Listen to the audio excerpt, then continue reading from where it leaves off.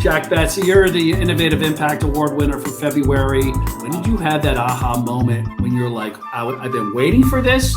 Or once you saw it happen, you got, I'm on this. I know exactly what I need to do. What was I think really, my mind gravitates to getting that first deal. But I can't really say that's what that aha moment really would have been. I think the aha moment would have been right after I got that first deal. Sure, reaching that company, reaching out to me, Lifestyle Bands, I'll give a shout out to them.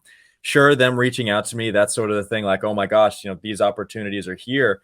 But I think in the aftermath of sort of being like, okay, I'm a Division 3 guy. They reached out to me, like, where can I take this? Where do I go next? Do I continue trying to get more deals, or do I just be satisfied with one? There was some satisfaction that came with getting one deal. When NIL legislation was first passed, I've told the story hundreds of times, just kind of how I texted my teammates all excited and how I was kind of met with a little reality check. Hey, Betsy, let's calm down a little bit. We're at the Division 3 level, Western Massachusetts, 2,000 kids at the school. Continue to pursue this. I've got a lot of free time on my hands, gap semester, no academic or serious football type things going on. So just continuing to pursue that. And I think sometime in March or April, once the portfolio really grew to around 20-ish partnerships, when people started reaching out to me for advice, I've built a platform that people are starting to come to me for, just some tips and tricks and how to get into it. And so that's, I guess, sort of the part two of it, starting to have people come to me and looking at me as a source of not only inspiration, but really as a source of knowledge. this to me is the greatest like internship that's ever happened, right? Ever happened. That's why I say entrepreneurship is the new internship. So talk about your experience and those things that you're starting to learn about your personal value, the self-awareness you have in business, and what are those things that you're learning that you didn't know about? Like you said, this is just an unbelievable opportunity that has come to college athletes, that really a lot of people, our predecessors, they didn't have the opportunities like we are having today. I think especially once I began sort of building the portfolio up, I sort of, just sort of started taking the approach of it is sort of an internship of sorts. And the way that I approached a lot of these partnerships and the way that I approached reaching out to these companies, inquiring whether or not they'd be interested in taking on Division 3 guy, a lot of the feedback I got was the professionalism, how well I carried myself, and really just how well spoken I am, which I think very important skills in all walks of life, but especially as you begin to develop yourself into a professional. I've always been sort of the type of mindset that's, instead of preparing for 5 days in the future, why don't I really start preparing for 5 years in the future? That's something my head coach really harps on a lot. And, what you do now is really going to set you up later in life. So the type of skills that I'm developing, the type of connections I'm creating, and the type of network that I'm building, those are really the things that, had it not been for NIL, I certainly wouldn't be in the position I'm in today, but I really wouldn't have gained the practical skills and knowledge that I really just have in my tool belt today. So I think it's becoming an entrepreneur of sorts, and running my own business, running my own academy, all opportunities that have presented themselves via NIL, which has just been a fantastic vehicle for all of those developments. Majority of my deals were independently procured. I have sort of a formula that I follow. Most of the athletes in the Make Your Own Legacy Academy can attest to it. I've passed on my email template as well as my NIL cover letter, which is something that I like to say that I've coined. But here and there, I have used several NIL marketplaces, namely Mogul, they were really instrumental. How do you see this playing out as a talent acquisition platform for those other 90% that are kind of unsure of what they're going to do in the NIL space, but they want to opt in? They don't have sponsors coming to them. They don't really have a clear vision of how to build up an online community. However, talent acquisition and getting in front of brands for a job, how do you see that playing into this? I think that's one of the parts that really goes overlooked. Certainly in the relationships that I've been establishing with a lot of these brands, and through my portfolio of partnerships, I think they've just been really great relationships, not only in me sort of representing for the Division 3 level, but also sort of representing for this new era of entrepreneurs. Certainly, those athletes who aren't getting as many deals, like you said, who aren't getting the type of attention, they don't have 50,000 followers to a million followers. I've seen some of them sort of begin to take advantage and sort of try and get into the space, as opposed to being on like this side of the camera where you're the one being filmed and being like, go buy these shoes, et cetera, et cetera. I actually have a teammate right now who's really interested in like the manager side of things, and he wants to get an internship with an agency, a sports agency. So there are all sorts of personalities throughout college sports, as know very well.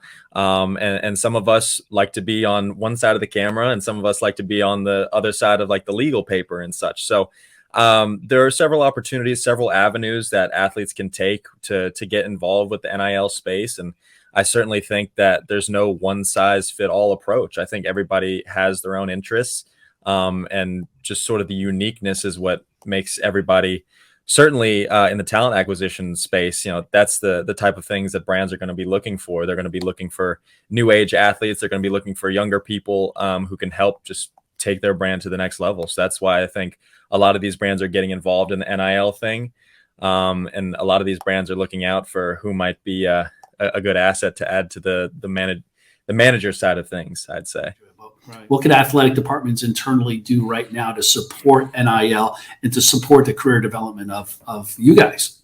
The athletic department's number one thing is going to be supporting their student athletes.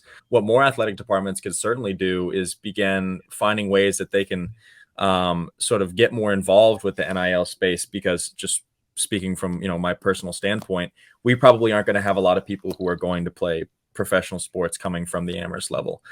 Certainly that's going to be different at schools like Ohio State, University of Southern California.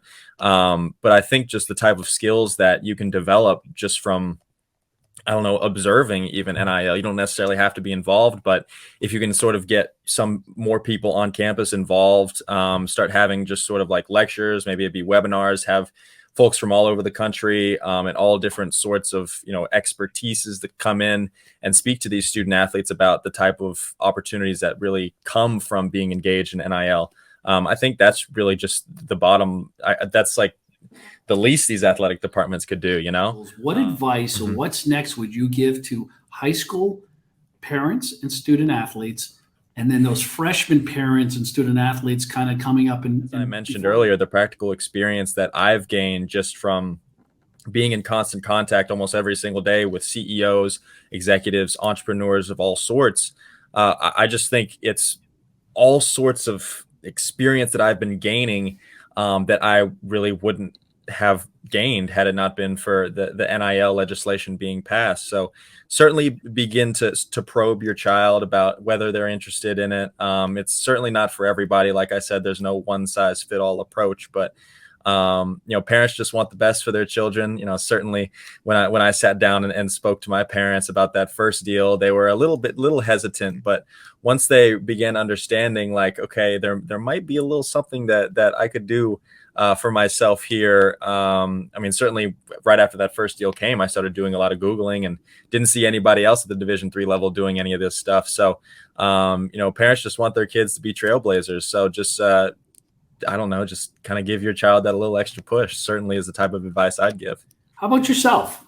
If you think about, the 18, 24 months before, if you could ever give yourself advice on what you know now, what would you have done different? Younger Jack definitely cared a lot about what other people had to say. The opinions of others certainly weighed heavily on my head, which that's just part of life. I think as I began to grow older and began to blaze my own path in life, they've worried me a whole lot less, I can tell you that. But really worrying about the opinions of others is really not going to get you anywhere. I think as I began to sort of grow my portfolio and grow my presence on social media, of course, my teammates are going to give the little jabs here and there to the midsection, which of course they're all playful, but you're going to hear a lot of outside noise from people, whether it be jealousy, whether it be just some sort of like, oh, this guy's in a really good situation. I really don't like that. And he's calling himself the king of Division III NIL. Like, who does he think he is? But really just blocking out all the outside noise and all of the type of trash talking that comes with, becoming a successful individual. That's definitely the one main piece of advice I'd give my younger self. And the other one would be, it kind of ties into it, but don't really allow what other people are saying influence the actions that you're going to be taking. I'm grateful for all the steps that I've taken to get where I am today. Certainly wouldn't change anything. You're really leading the way for other student athletes out there and for administrators and anybody else in this industry. And yes, no one's an expert yet, but you're getting there, my friend. So keep doing what you're doing. Thanks for your time today. On behalf of Jack, this is Rob Thompson, and you're watching Connect Sports. I love that, my younger self. I was waiting to see it like when I was 12. 2 years ago when I was, 20.